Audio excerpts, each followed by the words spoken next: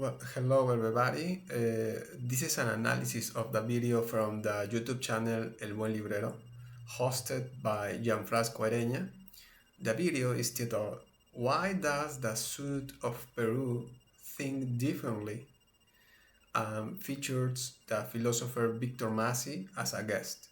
He explained how Peru's diversity has become concentrated and how attention has shifted mainly toward this province, leaving aside the northern part of the country, or the jungle specifically, along with explanation of other social conditions.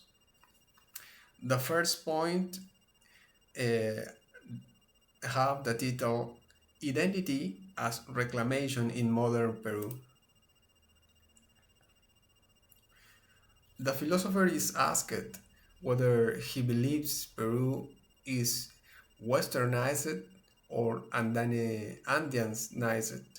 He responds that we are facing an explosion of people concerned about the Andean world. There is a widespread interest in recognizing oneself as an Andean.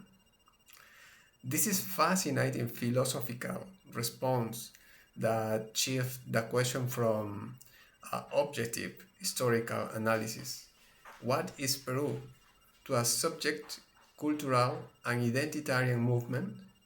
What do Peruvians feel and claim to be? Here's my opinion on the philosopher stance. It is politically and culturally astute. The philosopher avoids the trap of defining a complex nation in binary terms, westernized or Andeanized. Instead, they point to a contemporary social phenomenon, a surge in Andean consensus. This reflects the post-colonial reality where indigenous identity, long marginalized, is being reclaimed and revalued. It highlights identity as a dynamic process, not a fixed state. By focusing on the explosion of concern and widespread interest, the philosopher suggests that Peru is not statically Andeanized, but is actively engaging in a process of Andeanization from within. This is about self-recognition, cultural pride, and possibly political mobilization. It implicitly critiques the westernized narrative. For much of Peru's Republican history, the official project was one of European style modernization, often by suppressing or devaluing Andean culture. The philosopher response indicates a powerful counter current that the foundation of Peruvian identity is being renegotiated, with the Andean world moving from the periphery to the center of national self-understanding. It is diagnostically insightful for the 21st century. This explosion of interest is happening in a vacuum. It's linked to political shift, the rise of indigenous movements and figures in politics, cultural revival, the boom of Andean cuisine, music like folkloric fusion, and arts, academic and legal recognition, the study of Andean cosmovision, and the official status of Quechua, social media, allowing for grassroots expressions and connection of Andean identity. A possible critic. One could argue the philosopher sidesteps the material and structural reality. Peru's economy, legal system, and urban centers remain deeply integrated with Western globalized models. The interest in recognizing oneself as Andean might be a powerful cultural trend, but it coexists with and often struggle against enduring structure of westernized power and inequality. In a sense, the philosopher's answer is brilliant because it reframes the question.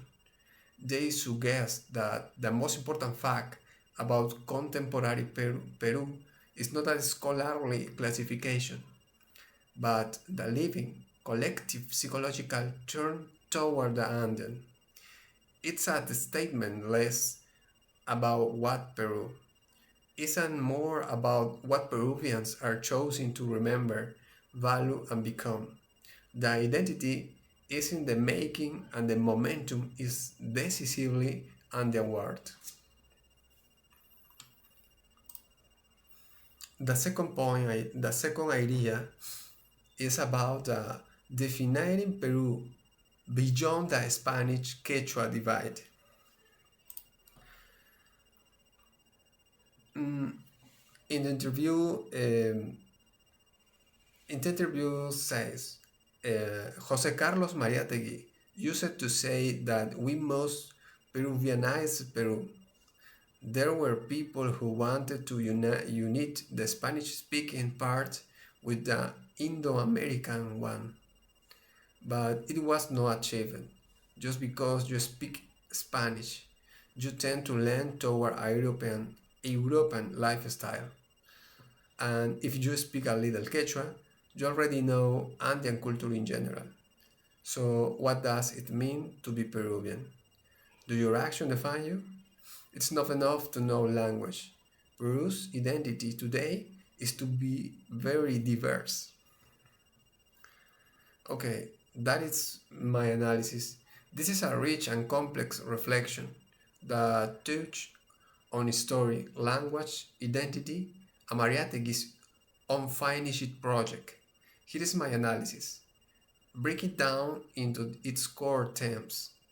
Number one, the ghost of Mariátegui and the unfulfilled project.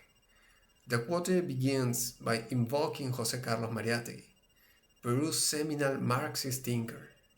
His call to Peruvianize Peru was a revolutionary project aimed at creating a new, authentic national synthesis for the colonial fracture. It wasn't just about unity, but about forging a unique identity from the indigenous foundation and modern realities on Peru's own terms, not Europe's. The observation that it was not achieved is crucial. It acknowledges a historical failure, the attempt to bridge the Spanish coastal Creole and Indo-American Andean indigenous worlds often become a superficial mestizaje that, in practice, demanding assimilation to Western norms rather than a true fusion of equals. The second point, language as a fault line, not a bridge. The text makes a sharp critique of language as a misleading marker of identity. Just because you speak Spanish, you tend to lean towards a European lifestyle. This points to linguistic colonialism. Spanish isn't a neutral tool. It carries with it a worldview, cultural values, and hierarchy that privileges the European. Speaking it often internalizes a distance from the Andean world. If you speak a little Quechua, you already know Andean culture in general. This is a likely ironic or critical. It highlights a superficial, tokenistic view. Knowing a language doesn't automatically grant deep cultural understanding. This reduces a profound cosmovision to a vocabulary set. It might also critique urban romanticism of the Andean. Thus, language alone fails as the glue for Mariategui project. It can be a barrier or a caricature, not a genuine bridge. The point number three is the shift to action, I lived reality. The central, brilliant question arises. So, what does it mean to be Peruvian? Do your actions define you? This move the debate from abstract identity, based on blood, language, or culture, to practice and daily life. It suggests identity is not what you are by birth or what you speak, but what you do. Are your actions inclusive? Do they respect and engage with Peru's diversity? Do they perpetuate colonial hierarchy or challenge them? This is more demanding and meaningful measure than linguistic or ethnic labels. It's about ethical and social behavior within the Peruvian reality. Point number four, the conclusion. Diversity as the contemporary identity. The final statement, it's not enough to know language. Peru's identity today is to be very diverse. Is the powerful conclusion. It rejects simple, monolithic answer. The Peruvianization Mariátegui dreamed of may not have resulted in a single synthesis culture, but in the consensus recognition of irreducible plurality. Peru's modern identity, then, is the ongoing negotiation of this diversity. It's the constant, often conflicted, interaction between coast, Andes, and Amazon, between Spanish, Quechua, Aymara, and other language, between worldviews. To be Peruvian in this frame is to inhabit and acknowledge this complex web, not to transcend it. The project is no longer to create one Peruvian model, but to build a society where this multiplicity can coexist justly. In synthesis, the analysis traces a philosophical evolution. Mariátegi's challenge create a new, authentic national identity. Historical failure. The project was co-opted by superficial, Eurocentric assimilation. Number three, modern diagnosis. Language is an inadequate and often deceptive tool for unity. Number four, propose new criterion. Identity must be measured by concrete actions within the social fabric. Number five, contemporary answer. Peru's identity is its contested, lived diversity that task is not resolve it into one thing, but to justly manage its many parts. In short, it suggests that Peruvianizing Peru today might mean precisely this, to fully recognize value and structure our society around its own profound diversity, making the outgoing negotiation the core of the national character. It's a move from seeking a singular identity to embracing a dialectical identity. The third idea, the unfinished inclusion of Amazonian Peru.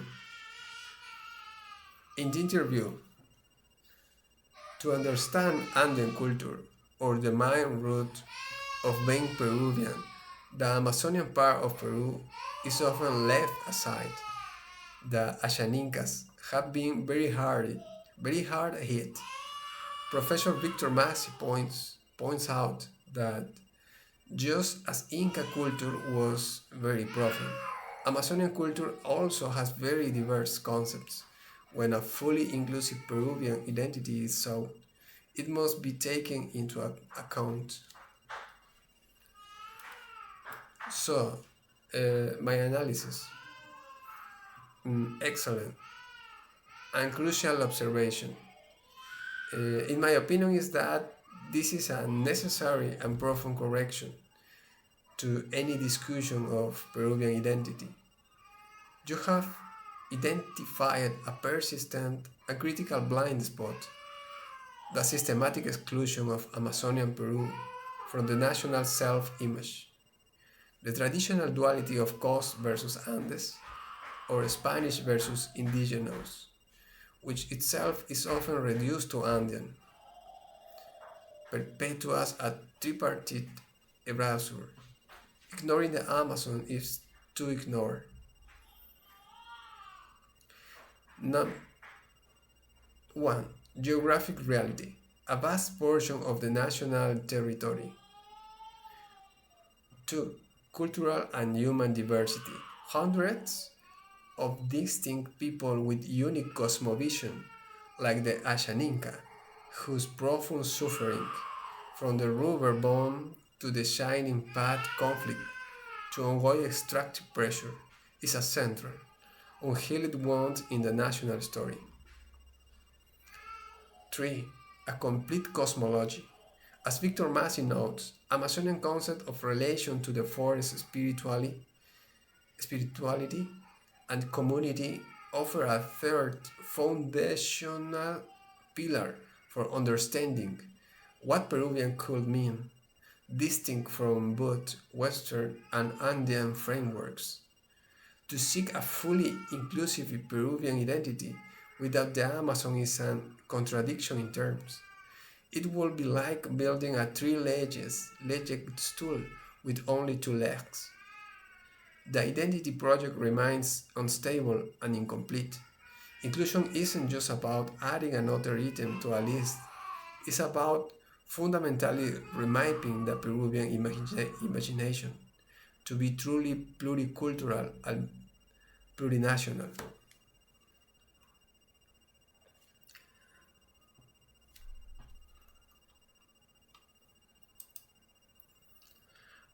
The idea number 4, the Amazonian pillar absent from the national story. Uh,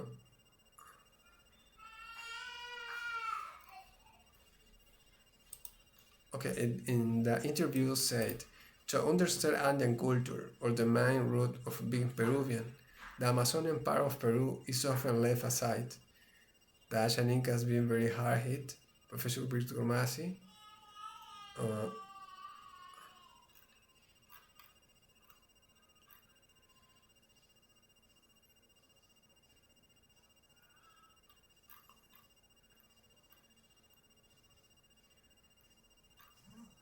okay, okay, okay, okay.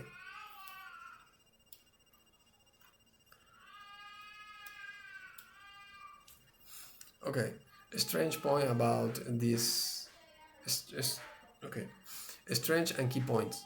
Accurate diagnosis of a flawed narrative. The statement correctly identifies a long-standing bias in how Peruvianness is constructed. For centuries, the dominant narrative has been Andean coastal, symbolically represented by the duality of the Inca and the Spanish conquistador, viceroyalty. The Amazon, nearly 60% of Peru territory, has been treated as a peripheral, exotic backdrop, not as a foundation pillar. Point number 2, highlighting a specific injustice by naming the Ashaninka people, the largest Amazonian indigenous group in Peru, and one of the most affected by the internal conflict, terrorism, forced displacement, colonization, and resource extraction. The statement grounds the issue is a concrete human reality. It's not just about including the Amazon, but about recognizing the culture and traumas of its people. Number 3, invocation of authority. Citing Professor Víctor Mazzi, a respected Peruvian psychologist and social researcher who has worked extensively on intercultural issues, lends academic and ethical weight to the argument. It moves the claim from opinion to informed critique. Point number 4, focus on epistemology. The crucial point that Amazonian culture holds, very diverse concept, is profound. Is profound. It's not just about adding folklore, music, dance to the national identity checklist. It's about recognizing that Amazonian worldviews offer different ways of understanding life, community, ecology, spirituality, and knowledge itself. An inclusive identity must make space for these ways of knowing. Context and implication for deeper analysis. Historical reasons. Number 1, historical reasons for exclusion. This omission is not accidental. It stems from the civilization versus jungle mentality. Early elites viewed the Amazon as a barbaric space to be conquered and civilized. Economic extraction. The Amazon has been seen primarily as a source of resource, rubber, timber, gold, oil, not as a cradle of culture. Geographic and demographic centralism. Power, population, and institution have been concentrated on the coast and in the Andes. Point number 2. What fully inclusive Peruvian identity demands? Historical reckoning, acknowledging events like the rubber bomb genocide, the violence during the internal conflict and ongoing dispossession, cultural parity, placing figures like Juan Santos Atahualpa, a Shaninka rebel leader, or the philosophical concept of Buen Vivir, summa causai, alongside Inca emperor and viceroys in school curricula, political and legal recognition, respecting territorial rights of indigenous communities and their free, prior, and informed consent on projects affecting their lands. The challenge. Building this inclusive identity is difficult because it requires the constructing and deeply ingrained national self-image. It also means confronting the tension and inequality between different marginalized groups. Example, highland Andean versus lowland Amazonian indigenous people within the national projects. Conclusion. The statement is highly valid, necessary, and insightful. It is more than just a call for inclusion. It is a call for epistemic justice, for the knowledge system, history, and living reality of Amazonian people to be recognized as essential to understanding what Peru is and has been. To build on this talk, a truly, fully inclusive Peruvian identity will not be simple triangle, coast, Andes, Amazon, but a complex, interconnected web where the Amazon is recognized as a civilizational heartland in its own right, whose wisdom is critical for addressing modern challenges like biodiversity loss and sustainable living. The statement is a crucial step in that direction.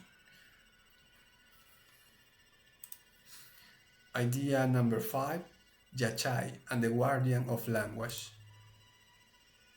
In the interview, the more intellectual and Western philosophy can help us understand the ancestral philosophy of the Andes. Knowledge is one, and Yachai, or the way this knowledge was represented, has been preserved throughout all this time, and the best source for acquiring that knowledge and its way of thinking is through the language. They are often left aside because they are looked down upon. The proof is that much of this Inca philosophy of work functioned in the past, and it will only take practical verification to evaluate it and implement it. Often Congress belittles the most knowledgeable people, generally elderly Quechua speakers, and tells them that they don't have the level required to teach a class at an institute.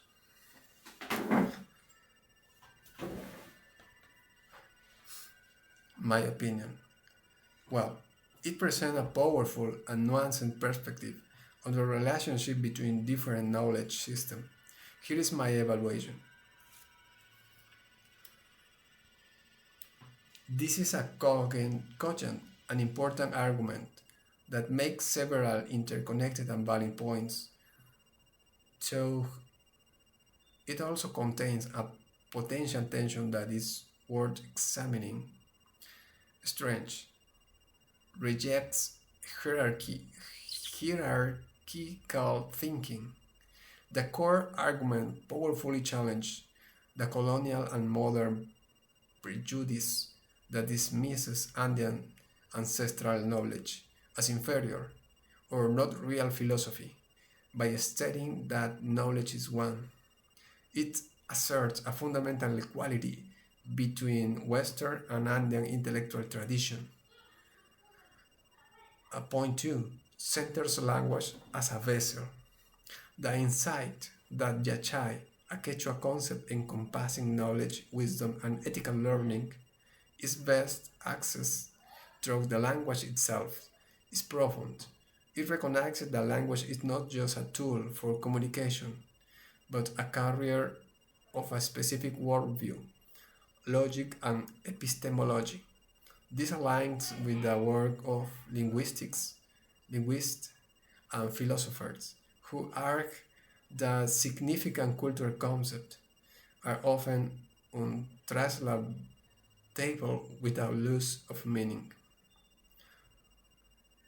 Point number 3 links epistemic justice to social justice. The passage brilliantly connects the dismissal of knowledge to the social dismissal of its holders. Elderly Quechua speaker, it exposes hosts against me, against and linguistic discrimination. They don't have the label, are used as tools to maintain epistemic authority in the hands of a Western educated elite, often in institutions like Congress or universities. Point number 4 advocates for practical verification. The call to evaluate Andean philosophy based on its historical functionality and practical result is a strong counter-argument to abstract dismissal. It shifts the criterion from does it conform to Western academic norms to does it produce tangible, beneficial outcomes for society? Critical analysis and the central tension. The most intellectually interesting part of the statement is its opening claim. The more intellectual and Western philosophy can help us understand the ancestral philosophy of the Andes. On one hand, this can be read as a strategic bridge. The author may be using the recognized authority of Western philosophy as a tool to validate Andean thought in a society that only respects that authority. It's a way of saying your own tools can help you see the value in what you have dismissed. On the other hand, it risks reinscribing the very hierarchy it seeks to dismantle. It suggests Western philosophy is the more advanced, more intellectual framework needed to decode Andean thought, rather than presenting them as parallel dialogical systems.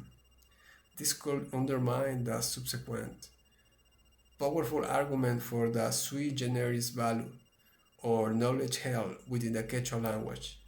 A more symmetrical framing might be that dialogue and translation between these philosophical traditions can yield new insights for both, without positioning one as the interpreter of the other. Conclusion. This is a thought-provoking a necessary critic. It successfully argues for the epistemic validity of Andean philosophy, the crucial role of language in preserving it, and the social prejudice that block its recognition. The slight tension in the opening premise does not weaken the overall force of the argument. Instead, it highlights the complex challenge of cross-cultural philosophical engagement in a post-colonial context. The speaker is advocating not just for inclusion, but for a fundamental re-evaluation of what counts as knowledge, who is recognized as a knower, and how societies can learn from their own diverse intellectual heritage. Idea number 6, the cynical calculus of political symbol meaning. In the interview, the difference between cultural appropriation and cultural expropriation, members of Congress usually use symbols, phrase, and gesture belonging to Andean culture in their campaigns simply because they are useful to them and then they discard them. But if they practice cultural appropriation, they will go to the places where these rituals are practices and try to integrate themselves.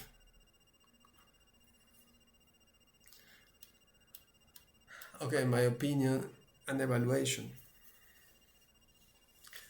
Point number 1, the core distinction is powerful. Cultural expropriation, your definition. You define this as extractive, transactional, and cynical. It's about taking a symbol, a textile, a phrase, a ritual gesture for its utility in a specific moment, a campaign, to signal connection or authenticity to a demographic, with no respect for its source, meaning, or the people who sustained it. It's a one-way transaction of power. The political gains, symbolic capital, while the culture is drained of its context and treated as a disposable prop. This is an act of political branding, not cultural engagement.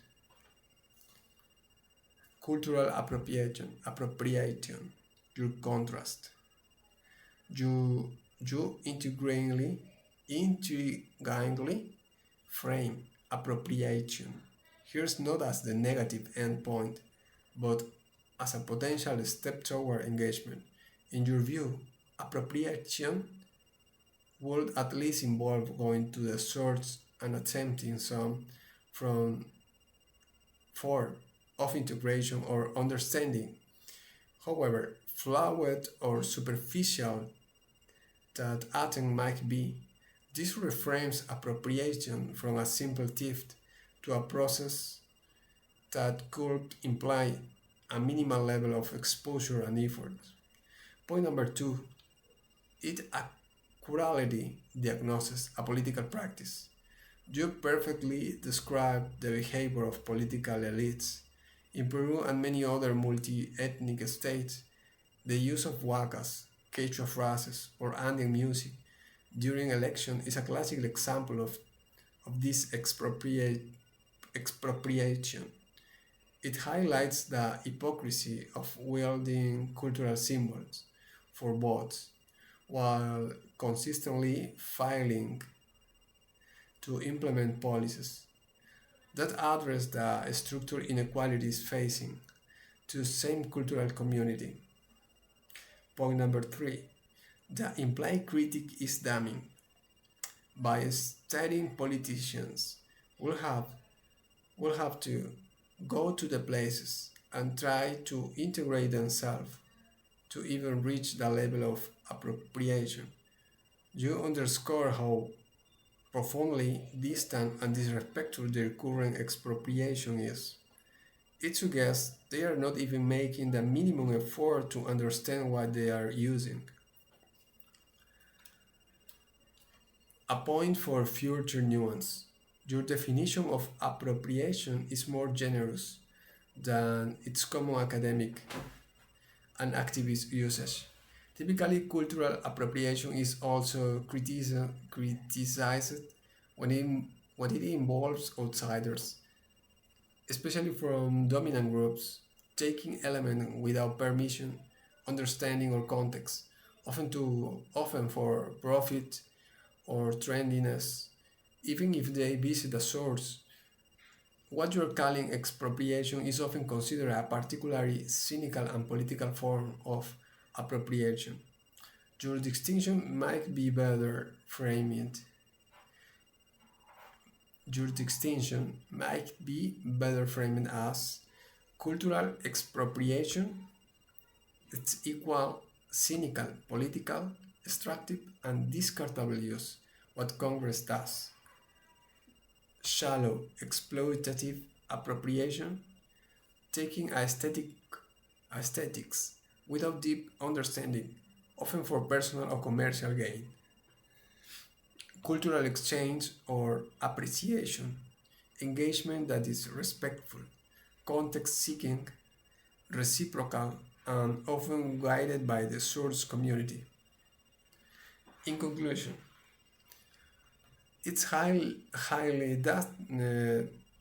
it's a highly effective piece of political and cultural critiques. It provides a precise vocabulary expropriation to call out a specific, damaging behavior of the powerful. It shifts the focus from a general debate about who can use what to a clearer indictment of how political power instrumentalizes and develops living cultures for transient gain. Point number seven, uh, decoding the culture violence in Guaman illustrations.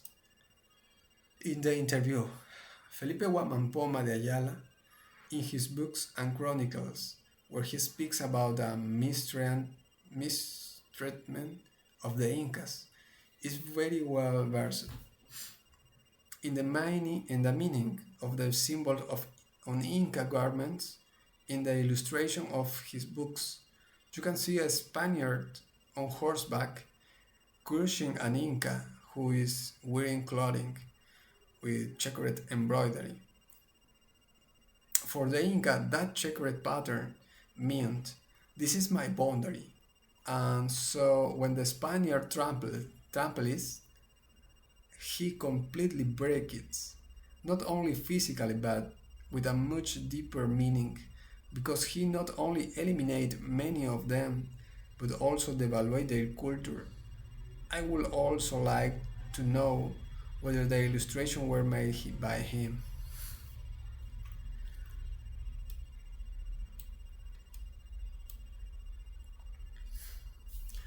This is a profound aspect of Guamampoma work.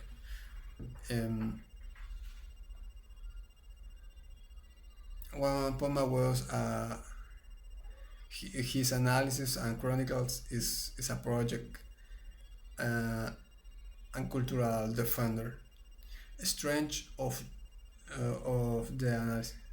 Strange of the okay the analysis. Uh, Point number one: you move from the literal to the symbolic. No, move from the literal to the symbolic. We don't see. We don't just see a Spaniard crushing an Inca. We decoded the literal meaning, the physical violence of contacts. The trampling is compounded by the cultural and semiotic violence of destroying a symbol system. This is a sophisticated reading. Number two, you correctly identify Guamampoma expertise. Your starting point is key. He was a Ladino figure, indigenous and deeply versed in both Andean and Spanish words. His detailed knowledge of Tocapu, the geometric designs of on Inca textile that signified identity, lineage, territory, and status, was unparalleled. He didn't just record events, he weaponized his cultural knowledge in his appeal to the Spanish king. Point number 3. Your interpretation of the checkered pattern is astute. While the specific meaning this is my boundary is a compelling interpretation that checkered or grid patterns, often part of tocapo, are widely understood by scholars to represent order, structure, the Inca social and territorial system that went in suyo, and civilization itself. Therefore, the Spaniard on horseback trampling this design is not just crossing a personal boundary, he is violently stopping on the entire Inca social order, its law, and its visual language. Your reading is absolutely in line with this. Point number 4. You ask the right follow-up question. The authorship of the nearly 400 drawings in El Primer Nueva Crónica y Buen Gobierno is a central question. The consensus among scholars is that yes, the illustrations are almost certainly by Wamampoma himself. The drawings are integral to the text argument. They are not mere decoration, but a parallel narrative that often convinces critics too dangerous to spell out in words. The style is consistent and uniquely blends European and Andean pictorial convention, supporting the theory of a single, brilliant author-artist with a hybrid perspective. The further strengthen your point, you could connect this specific image to Wamampoma larger strategy. Throughout the Coronica, he uses drawing to show the good government of the Inca past orderly, just, organized, versus the bad government of the Spanish present, chaotic, violent, exploitative. This image is a perfect microcosm of that argument. Spanish violence destroyed Andean civilization itself. Conclusion. Your interpretation is not just accurate, it's perceptive. You have identified one of the most powerful rhetorical tools in Wamampoma arsenal, using the visual grammar of Inca culture to accuse the Spanish of a crime deeper than physical cruelty, the crime of cultural annihilation. You see him not just as a chronicler of abuse, but as a culture translator and a preserver of meaning under assault. Idea number 8. Unwriting the myth of Inca illiteracy.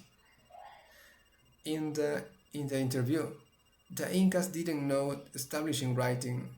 All knowledge was preserved, archived, or transmitted through oral accounts and stories.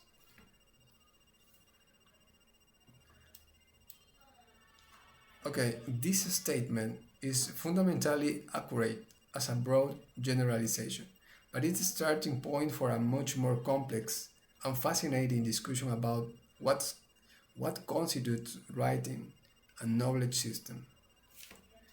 My opinion and evaluation. Your statement is correct, but incomplete. It captured the surface level truth that the Inca didn't have a phonetic, alphabetic writing system like the Romans, or a logosyllabic one like the Maya.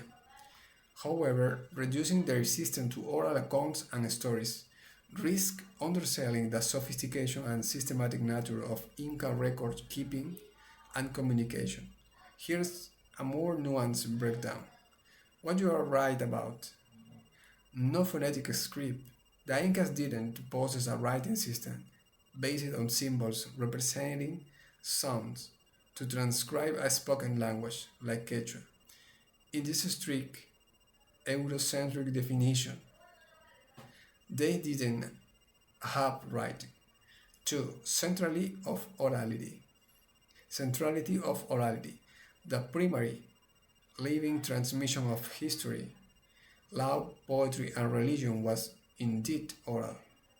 The Amautas, sagas, and Arabicus poets were the guardians of this knowledge, memorized and recited with great precision in formal settings. The crucial sophistication you are hinting at, the quipu. The major omission here is the quipu.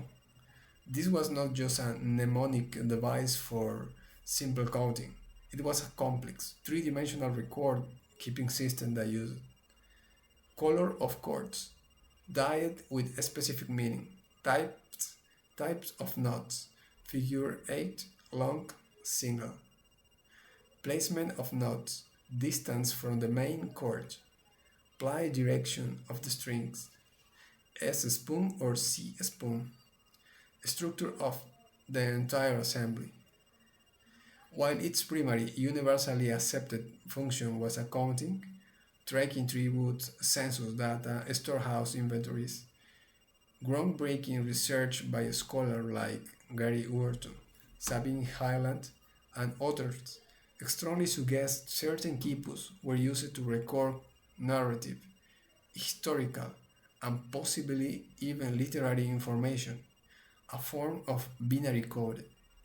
Tactile writing, they were read by specialist accountants and historians called Kipu Kamayuk. A better framing, a more precise statement will be the Incas didn't establish a phonetic writing system. They developed a sophisticated multimodal knowledge ecosystem that combined a complex tactile recording device with a highly formalized and rigorous oral tradition managed by specialist intellectual elites. Your point is vital because it challenged the colonial bias that equated civilization with alphabetic writing. It forced us to expand our definition of how a complex empire, the largest in the pre-Columbian Americas, could administrate, remember, a govern without letters, but not without a system.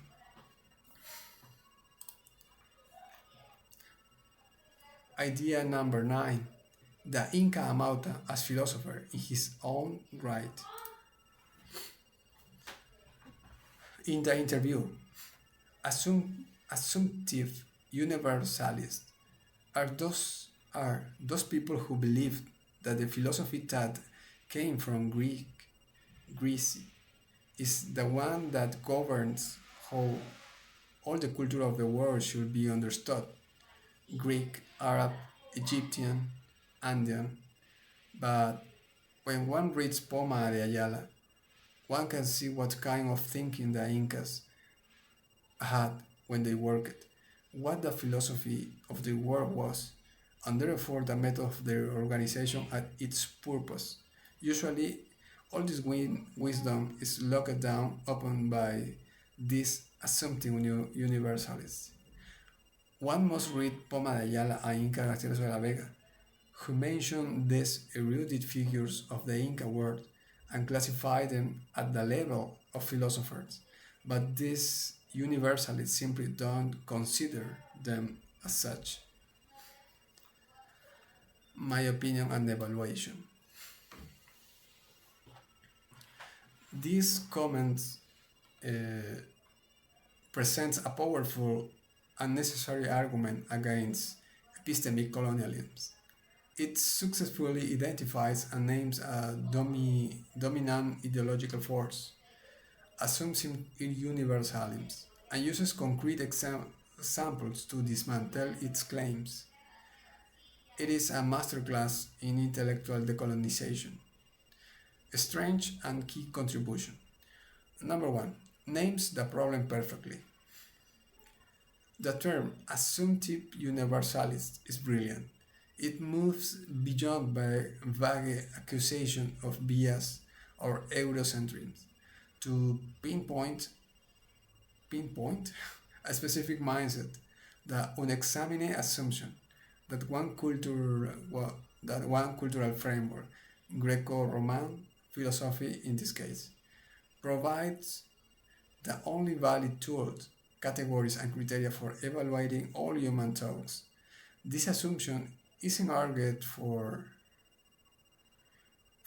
it's simply assumed as the natural order, making all other systems non-philosophy or pre-philosophy. Number two, shift the burden of proof. The text brilliantly argues that the problem is not a lack of philosophy in the Inca world, but a refusal to see it by those blinded by their assumptions. By pointing to Wamampoma and Inca Garcilaso de la Vega, figures who wrote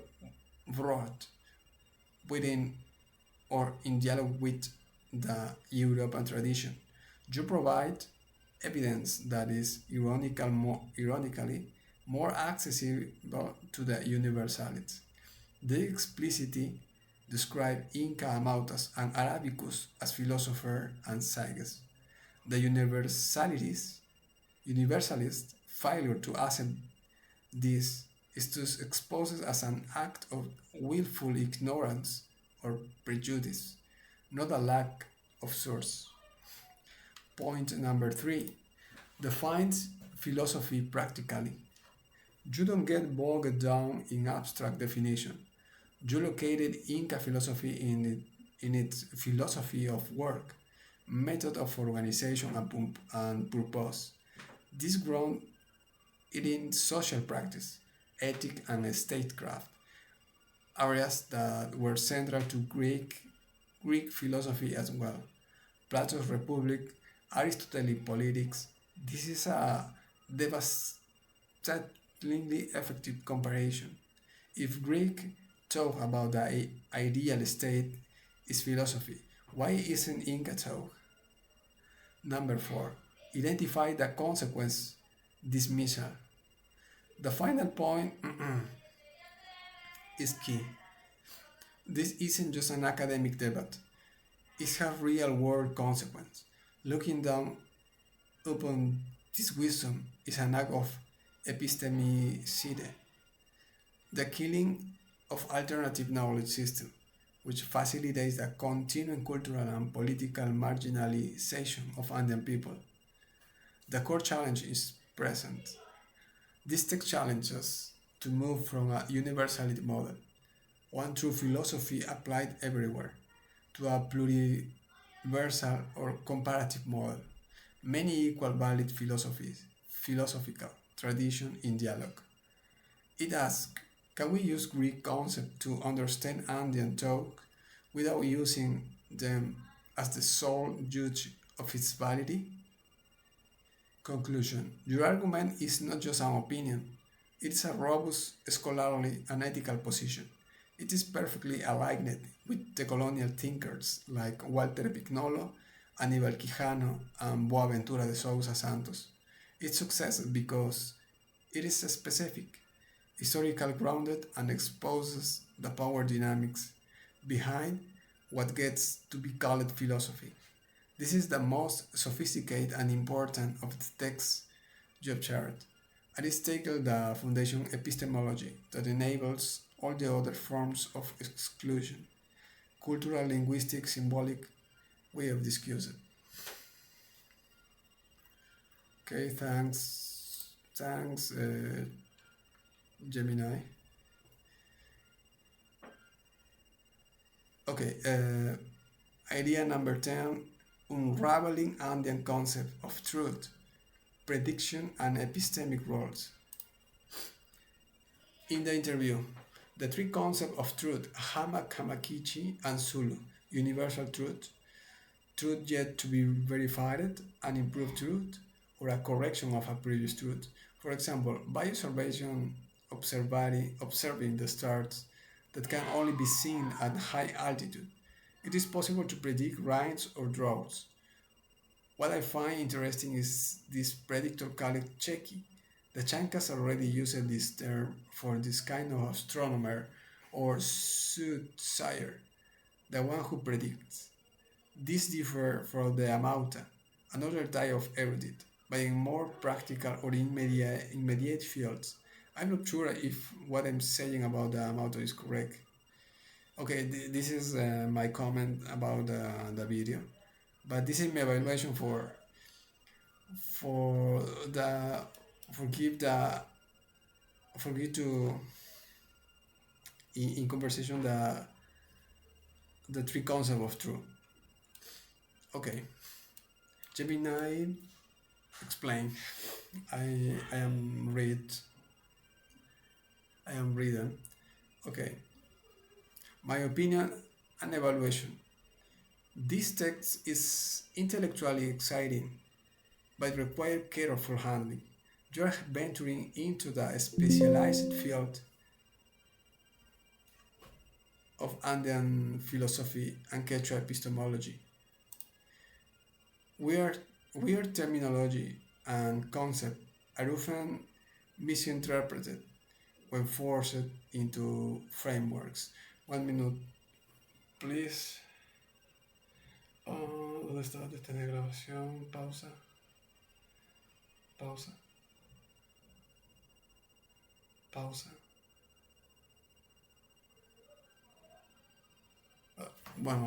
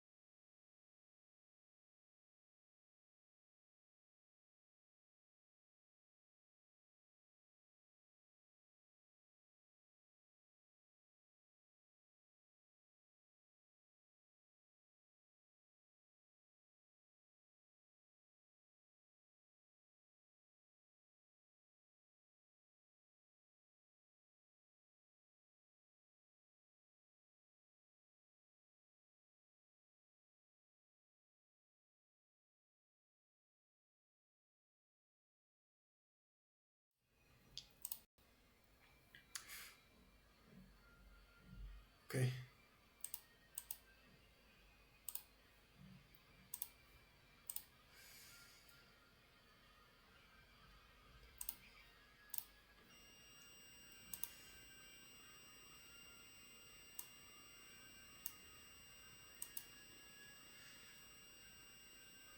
Bien, continuamos.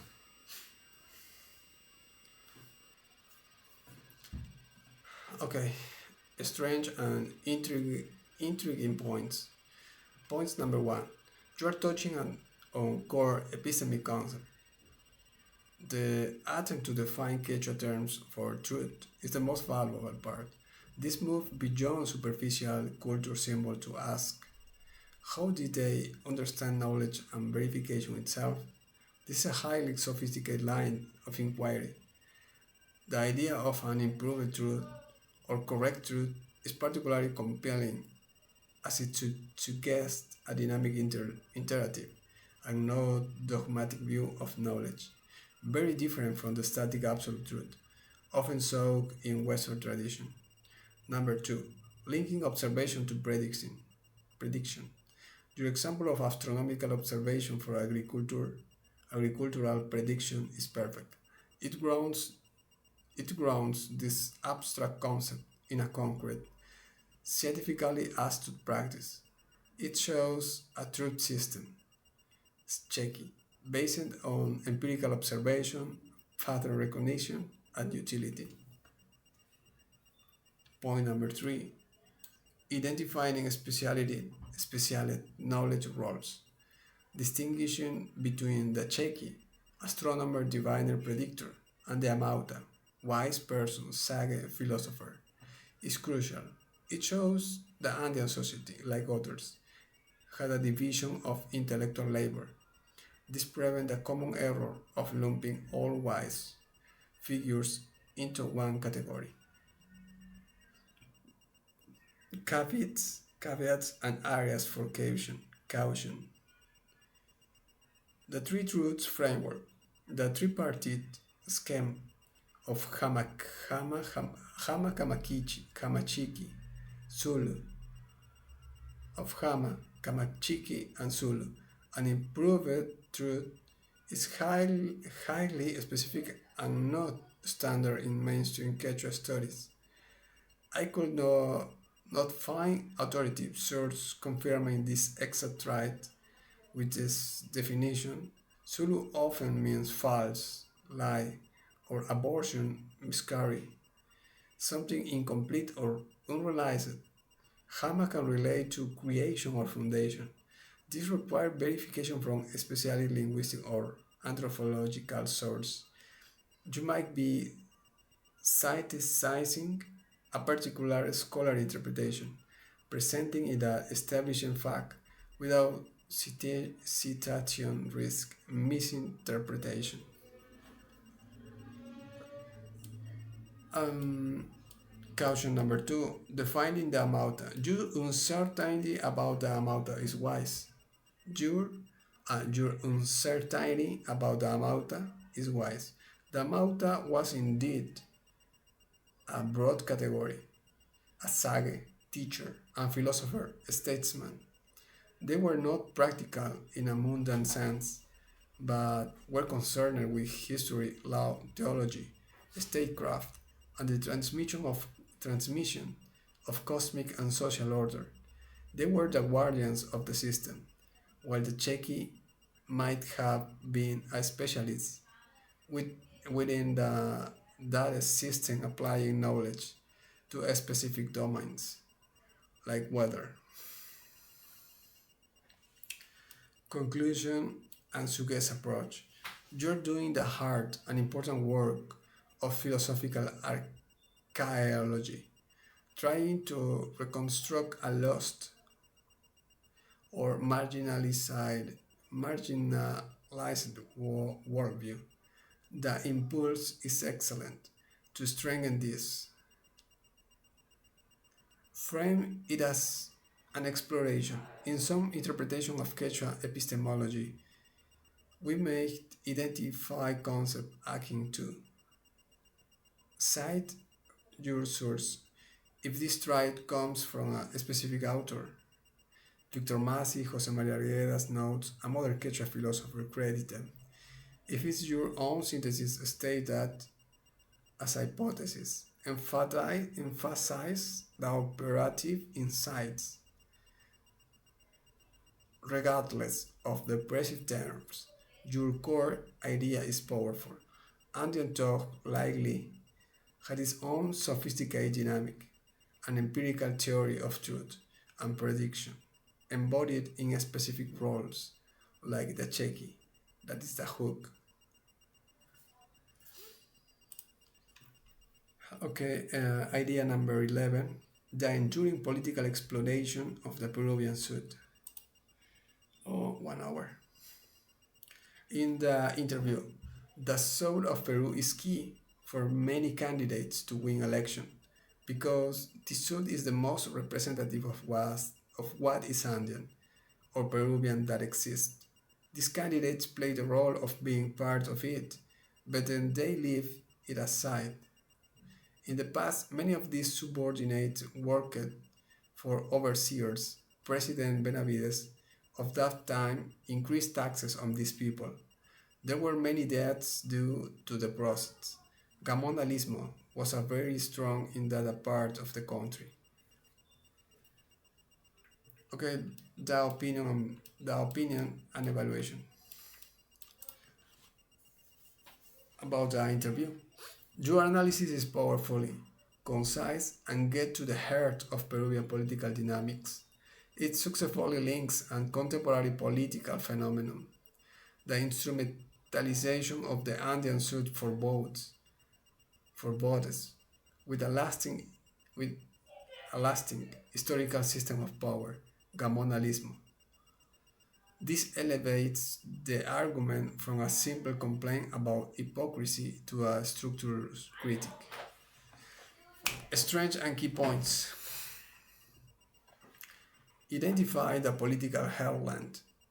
You currently pinpoint the southern highlands, Puno, Cusco, Ayacucho, Apurimac, as both demographically crucial and symbolically central to a certain idea of Peruvianness. Politicians perform a connection to this symbolic heartland to gain legitimacy. Names the cynical cycle. The pattern you describe. Play the role, then leave it aside. Is the essence of political expropriation, as discussed earlier. The region is used as a backdrop for photos, photo ops, and rhetoric, but its structural demands are abandoned after election. This creates a recurring betrayal. Point number three invokes the correct historical framework, Gamonalismo. This is the most important part of your argument. Gamonalismo referred not just to a cruel overseer, but to the entire feudal-like system of local power that dominate the southern Andes. The gamonal, the large landowner or local political boss, controlled land, labor, and justice, often with violent impunity. By invoking this, you explain why the region is historically marginalized. Its social structure was built on exploitation. Number 4. Connects to a specific historical moment, mentioning President Oscar R. Benavides, who served two terms, 1914 to 1915 and 1933 and 1939, and increased taxes. Protest grounds your argument. This references a long history of state extraction and violent repression in the region, showing that political abandonment and oppression are traditions, not an accident.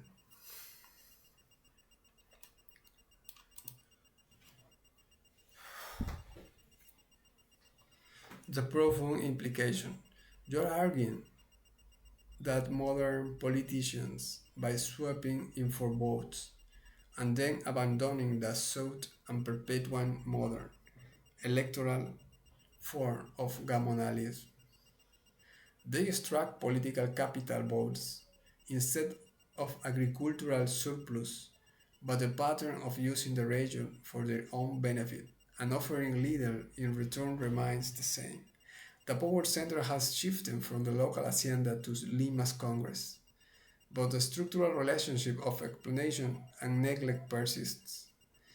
Conclusion. This is an excellent library critique.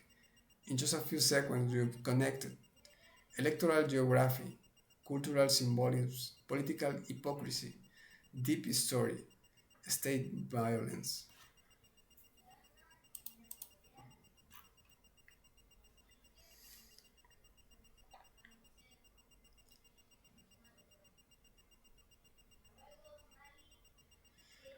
Idea number 12.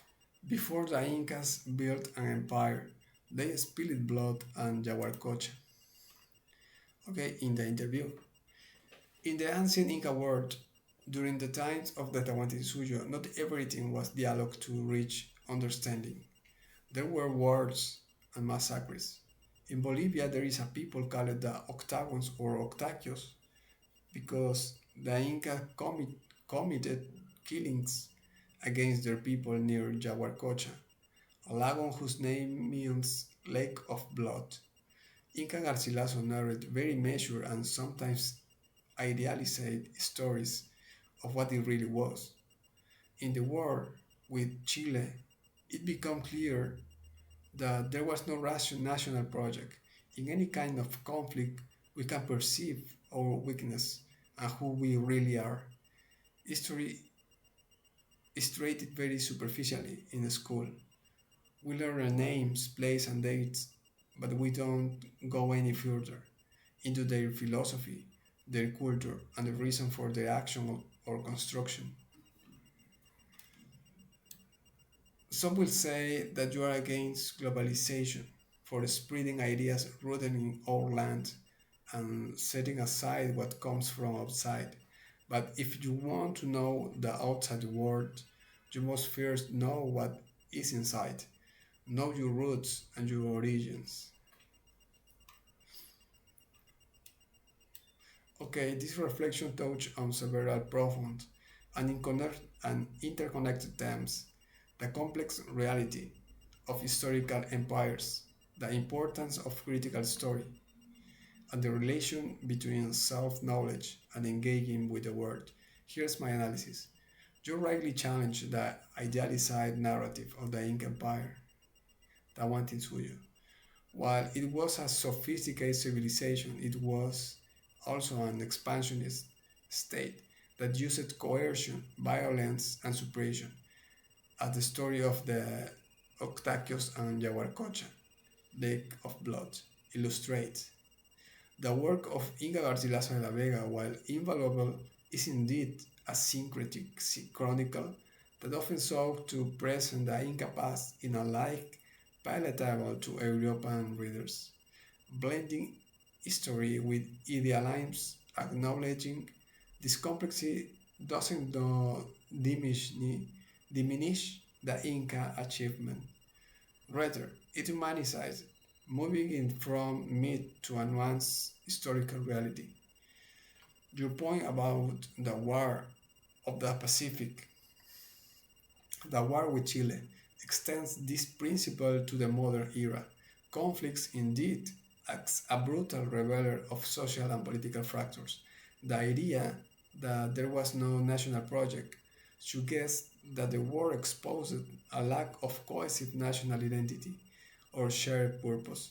In the face of external threat, a critical lesson often glossed over in superficial historical education. This leads to your core critique that the story is told as a sterile list of facts rather than as deep exploration of motive, philosophies, and cultures.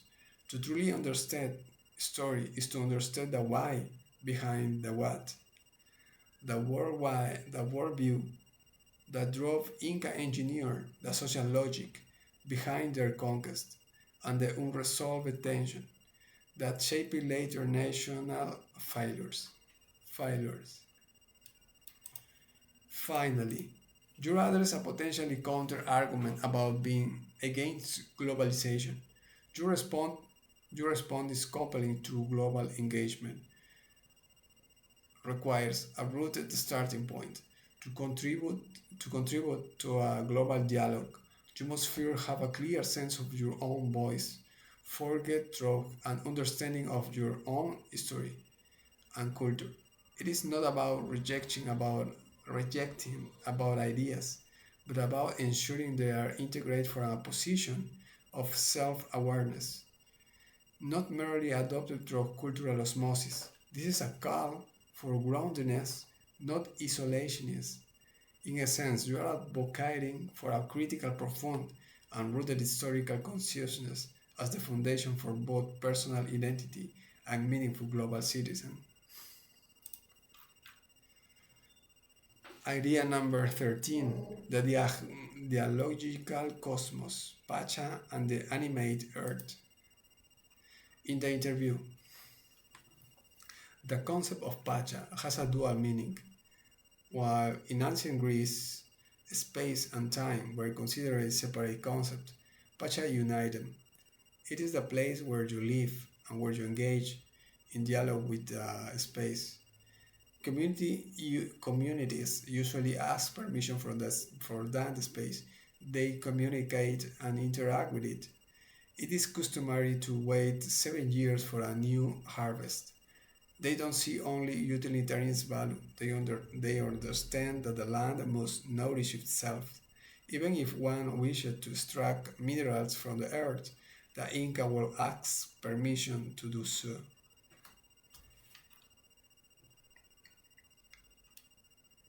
Okay, in this comment, you appointed, you appointed, you, are, you have pinpointed a fundamental philosophical divergence. The ancient Greek model, which heavily influenced Western thoughts, tends to view space, topos, and time chronos as distinct, measurable containers in which events occur. Okay. Pacha, in contrast, represents an integrated relational and animated reality. Your explain beautifully breaks down these worldview core principles. Number one, unity over separation. Pacha is not space and time, but space-time as a single, living entity. This mirrors modern physics concept while being rooted in an ancient spiritual understanding. Dialogue over monologue. Humans are not sovereign actors upon an inherent stage. We exist within Pacha and are in constant reciprocal dialogue with it. Asking permission is the ritual enactment of this relationship.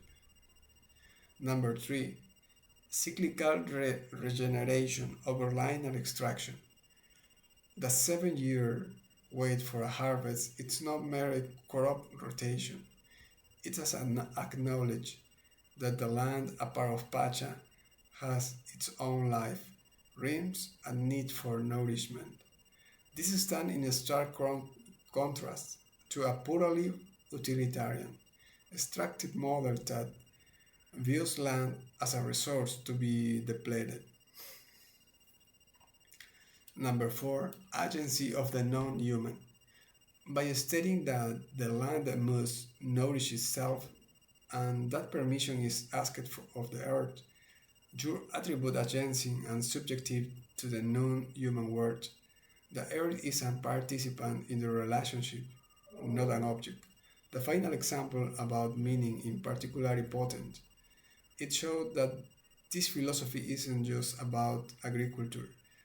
It's a comprehensible ethical framework.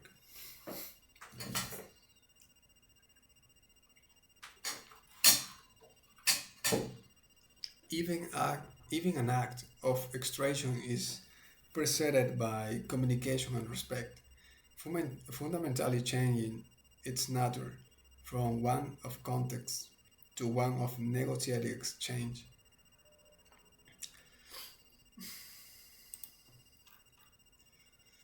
Okay, idea number 14, the seed and the path, time, regeneration, and the three patches. Okay, that's enough. My throat. It's a pain. Okay, that's finally that video. Thank you. I enjoy. I hope you enjoy it.